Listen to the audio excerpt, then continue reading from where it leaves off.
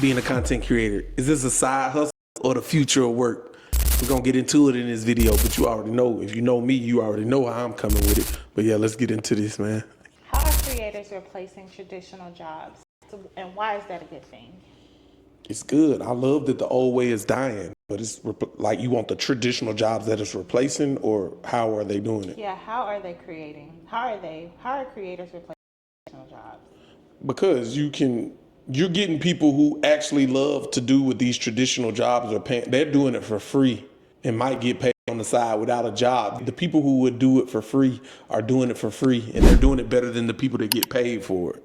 And they're providing more value and getting more followers and having more influence, you know what I'm saying, on the world than if you worked for what, Coca-Cola or Microsoft or Google and did it. You're only people who know what you do are inside the company. But if you're doing this on the internet, the whole world knows about you. You feel me?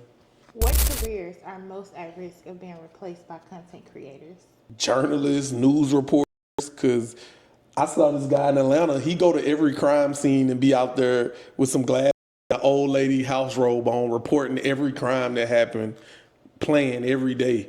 So why do you need to watch News Channel 5 if you go to ATL Scoop and you going to see all the crazy stuff that happened in the city for that day? It's going to hit the internet faster than you can wait to, the news come on at 5 o'clock. I'm seeing it right now while the old people waiting at home for the 5 o'clock news to come on before they go to sleep. We done already seen the drive-bys and the walk-downs and the robberies and all that happen in real time. So news reporters, TV and radio hosts, like you just need an influencer to do that. Somebody with a lot of followers, they probably gonna do it better. Travel guides, people who tour, like I see people, they telling you what to do, where to go eat at out of town. You don't need a travel agent anymore. Like, hey, I can book your flight for you. Like, you know what I'm saying? Videographers, I can be a videographer now. I can finesse it like enough to get by for an event for somebody who don't know what they doing now. If you need a professional, call them. But like, if you need the finesse king, you know where to find me, man. I can do anything digital, all that. Corporate trainers and coaches, like you said earlier, people on TikTok can teach. Like the teachers can teach what they doing at their job to the internet. Like it's breaking through that wall. Like it used to be a veil of like what happened in corporate America kind of stayed in corporate America, but now the lines is blurred because people want to get paid. They see everybody else doing. If you're a professional chef working for, let's say, Ruth Chris, and you're doing that, what's the difference between you want to get paid for your deaf school and all this, then somebody random auntie on here cooking, making all the money over here just on YouTube and TikTok cooking recipes? Like you want to get some of that money too.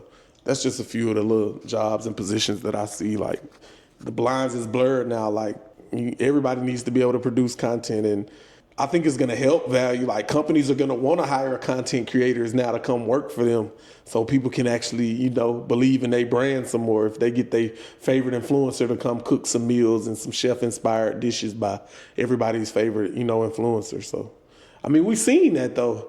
With like McDonald's, they get Travis Scott and all these people to come do a burger meal, Meg the Stallion, booty burger, shit like that. But, I'm just playing. But stuff like that is kind of how corporate is trying to use it. How does this economy allow people to build freedom and not just fame? It's all about the freedom. That's what I preach at the end of the day. Because let's say for me to do my process, to shoot a video, chop it, let's say that takes 2 hours of my time, and I'm charging people, let's say $1,000. It would have took them how many hours to do it? You know what I'm saying? So that's how you do it. Like, you're paying for my expertise and my skill set, the time that it took me to learn to do this with the speed turnaround. Yeah, everybody's always like, why would I pay that? I could do this myself. Then you try to do it yourself and it take you 40 hours when you could have just paid me to do it in 2 hours. That's how the gig economy gonna work. Like, you got a job, you gonna pay. Why would I pay somebody 8 hour shift? They only maybe work 2 or 3 hours of the shift doing something, and then the rest they just sitting on the clock, lollygaggy, diddly and dallying. I'm not getting no production. I'd rather just pay me 2 hours to do the job that they gonna do in 8 hours and not have to deal with them. So that's the way the world's coming to, for sure. And what's the mindset shift people need to make to survive in this new digital world?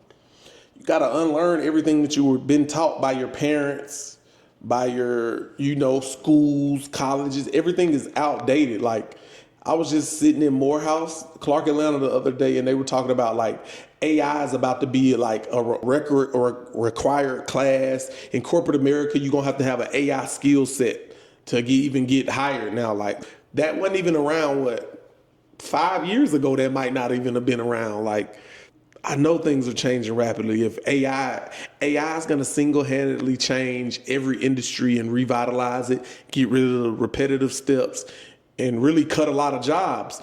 But if your job can get replaced, that means you're meant to be doing something more creative in life anyway. If a robot can replace you, you're not meant to be doing something that a robot can. That's why I want people to get. I don't want you to get fired, but I want. If you get replaced, that's going to make productive society more productive because you're really going to have time to be doing what you really do, your God-given gift to make the world better. So I'm all for it. How can someone transition from their 9 to 5 into the creator economy safely? You got to, like I say, work. You just got to work, keep your job, but use part of your salary or whatever you get paid to invest in the camera, invest and start making videos on what you're passionate about. Do you like sports? Start teaching sports. Do you like to cook? Start cooking. If you're an artist, start showing when you get off work, go paint for 2 hours. Record yourself painting, live streaming, and then sell the painting after you do it. Hey, on the auction, whoever got 5,000, this painting going for 250. Send me 250 through the Twitch chat and send me your address and I'm gonna ship it to you. The creator economy, man. We living in the best time ever to be alive. You could literally get paid for anything, paid to eat this ice cube. People will pay you to watch you eat this ice cube. Like people will pay you to listen to you suck crab legs. Like I done seen, you're getting paid for anything now. So take advantage of it while it's here. And what are some success stories of creators that you've seen go full time? Myself, I started making money online and I've been addicted to it ever since, how to get more revenue streams. My little young guy, Poppy Zook, he graduated high school and now he lives in a big dog penthouse in downtown Atlanta. Like, you know what I'm saying? Like I've seen his kids, he's only 19, but he's living the life that people my age and above they're still working a 30-year job trying to get to the level he done got to in 2 years after high school. So the world is changing rapidly. Smooth, the guy who called me on the other phone, like he just got 60 million views in 6 months. Like he was working at Amazon Flex. Now he's a full-time content creator. Like I've seen plenty of people do this and that jump into this world. You just gotta keep going at it. Don't quit. It's like anything else in life. Just don't quit and you'll be all right. Why is ownership of audience and the content key to long-term income? You gotta own your audience. I preach this. This is the number one thing I preach to people when they get into this game. You gotta know on these social media platforms, you're just renting these followers. You're renting the audience. You're renting the views. If TikTok, Instagram, YouTube bans, delete your page, you get reported, you start back at zero. So you need to own your audience. And the way you do that is by collecting email addresses. And the good ways to get email addresses is to give lead magnets out. So you need to give free guides, free phone calls. You need to collect the data any way you can if you jump on calls with people all day, you collect their email to get on the Zoom call. Send out a lead magnet. Hey, my name's Sydney Tarver. Down below in the video, put my checklist. Here's a checklist on how to post on social media. So in order for me to get your email address, I need to give you a free giveaway. So collecting email addresses is how you own your audience. Followers don't really matter in real life because majority, we know the algorithm, if you got 1 million followers, they're only sending it to a little percentage of those followers is seeing your videos. Because theoretically, you would think if I had 1 million followers, I would get 1 million views every video, right? How often does that happen for everybody? Exactly. So own your audience, your core audience. Even if you're in 200 view jail, those 200 people I bet are serious about, they will give you their email address if they come check your page every day. So you need to collect some data off of them and start targeting them, marketing them, providing value to them offline, which is through the email address, email blast, phone calls, whatever it is to collect some data on there and some information to try to make an additional sale. What does scalability look like for creators versus a service worker? Service worker, are you meaning like in traditional jobs? Yes, or just a traditional job. Like, how does a social media content creator scale their business versus like just a regular employee or worker? See, usually like a service worker or like a traditional job, let's say, it's a cap. So you can't, it's the salary range is like a director is in between $100,000 and $200,000. Like you're not going to be able to go to $1 million by just being a director at a company. An operations manager salary is in between $75,000 and $20,000. So like in traditional work is like, it's caps on your salary. You can't, no matter how good you are, how many sales, how good you do for the company, you still gonna be within this pay range. But in social media, it's unlimited sales. It's 8 billion people on the world. Like you define 1,000 out of 8 billion people to sell to and you'll be set for life.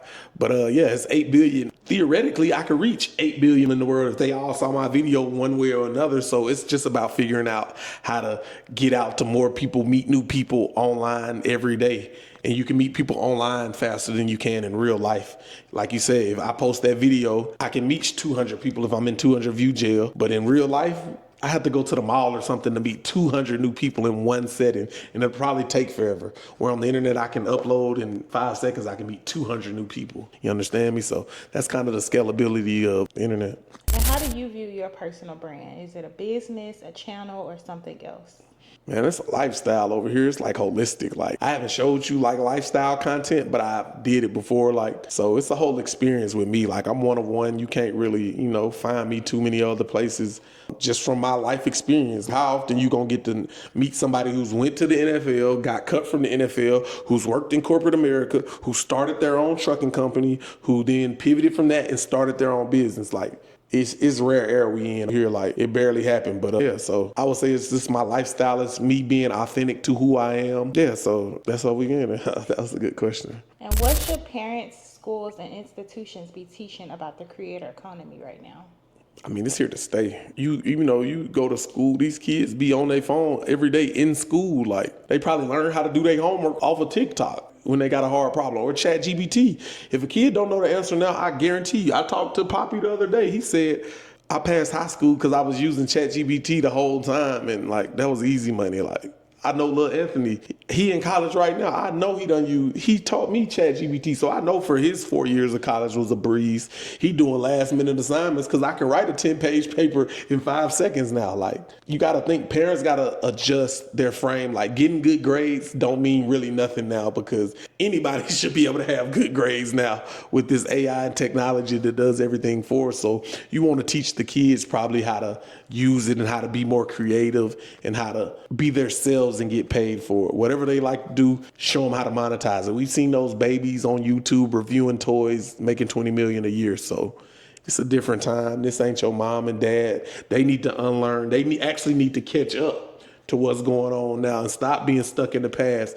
Let go of the old ways. Yeah, y'all got good morals and principles. And another key thing, if you wouldn't trade lives with them, don't take advice from them. Like, stop talking to me. I don't want your life. You worked 30 years for something. Cool. I understand that you did what you had to do, but not really, because everybody had the same 24 hours. It's excuses. It was still entrepreneurs back then in the 1940s, 50s, 60s, and 70s. You just did what you wanted to do. Now it's time for me to do what I wanted to do. So the old people need to hit the road, beat it, move out the way, or get with it. I love to teach it to anybody, but the old people always looking down on the younger generation and talking, hey man, y'all had y'all time to do what it is, but it's our time now, you understand me? And the youth influence it all. So you got to put yourself and be able to learn from the youth. You got to think these kids don't know how to write in cursive no more. They probably won't be writing in 10 years. Why would we be writing if they got digital emojis? We're going to be talking in emojis in a few years. If you don't know what an emoji is, you're not going to be able to talk the lingo. You understand me? So I think we're going there though, but that's another day, man. I'm just playing. I love the old people too. Y'all showed us the way, man. I ain't dissing y'all, but it's new times out here, man. It's moving fast out here. And for my final question, if someone's watching this with a job that they hate, what's the first step they can take today to start building as a creator? Use that money from that job you hate. I remember hating my job too. I definitely hated my job. First, do what you can do to get out, but save your money. Just save your money and use it to invest into what you want to do. But leave. If it's that horrible, I would leave and go find a new job if you could. And then use your job as well though. What skill set is your job teaching you? It's something that you do at your job every day that's making your job money, you need to take that skill and use it to make your own self money. Because if you're doing it for your job, they're probably paying you what? You're probably making whatever salary your job is paying you, you're probably making them 10 times that money, 10 to 15 times that money. Do the math in your head. Whatever you're doing at your job, if it's learning how to manage people, if it's learning accounting, if it's leading people, if it's reading P&Ls and directing and organizing. It's some skill that your job is doing that you can take from there and apply to your life and teach people how to do it. Like we were just saying, those teachers teach people on TikTok University and they real class at the same time, so they're double dipping. So I would double dip with my job with the skill set that I built in my job. Yeah, man. That's how we do this, man. We real content creators 24/7, 24 hours a day. I eat, sleep, breathe content creation, man. This ain't no game for me, man. I'm out here playing with it. But nah, for real, like, subscribe, comment, share, put some stuff down there in the bottom for y'all to click on and get to it. Get next to me, man. We in the A.